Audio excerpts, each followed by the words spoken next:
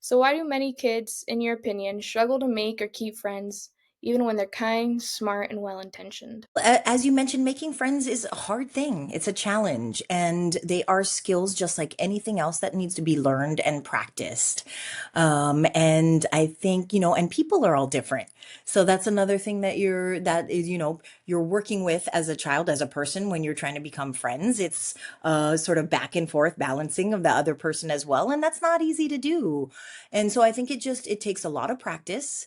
But those skills, being armed with kindness, and the ability to share and cooperate, those are all great skills that will certainly serve in making friends. But it doesn't honestly always make it easier because the just relationships in general are difficult and challenging.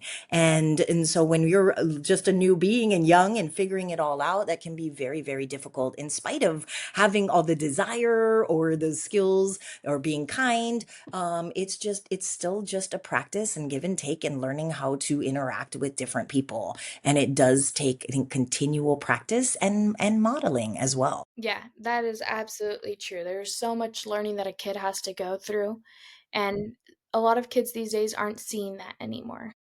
Yeah. Absolutely. Our social kind of with COVID and everything, our social dynamic and the social environment is very, very different. And so I think even that's an even added challenge for young children nowadays. And you have so many, who missed out on that. Usually with the young children, that's the big thing, right? Parents are like, oh, play dates. And that's what people encourage, have play dates. That's how they learn. That's how they learn to share. And a lot of that with COVID then went away, understandably, and had to. And I think we're just now honestly starting to see the effects of that in terms of social development in the classroom. And I noticed that actually within the classroom last year, that social skills, while it's always an important focus, but it took a lot more time and a lot more emphasis. And there were a lot more children who kind of struggled with those social skills than I've seen in the past.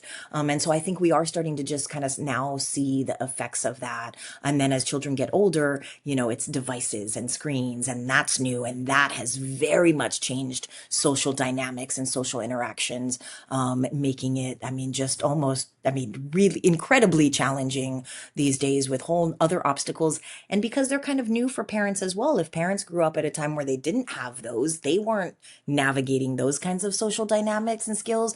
They're learning as well and not sure how to do it. So you have then a lot of people, you have both adults and young children and young kids and young youth who are trying to figure out how we interact now in what is our current and present social context.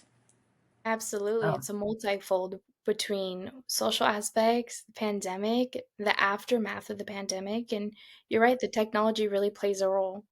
I actually wanted to show this study that we had.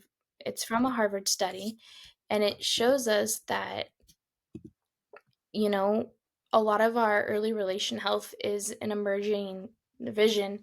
And so you have parents that are constantly interacting with their infants and toddlers. And another aspect that folds into why kids are having a hard time is parents aren't home as much or they're not as interactive as much because we have this technology or this higher demand. So just so our readers, our viewers can see, this is part of our study that we found out in Harvard. A little more background in that as well. But as Danielle was saying, so much of it is coming at us, and we're expected to be able to navigate all of this without it impacting anybody. But the truth is, we don't know its impact quite yet, and we're just now seeing it. Absolutely. Absolutely. Because it takes time. It takes time to kind of see those effects and see what is going on. And you're right. That is a key factor is you do have so many parents who either have to work, so both are out of the home.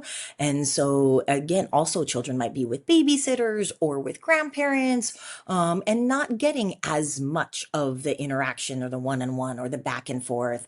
And certainly, yes, you're right. The screen has become definitely also a way to where children are spending more time interacting with that than they are with caregivers and parents often.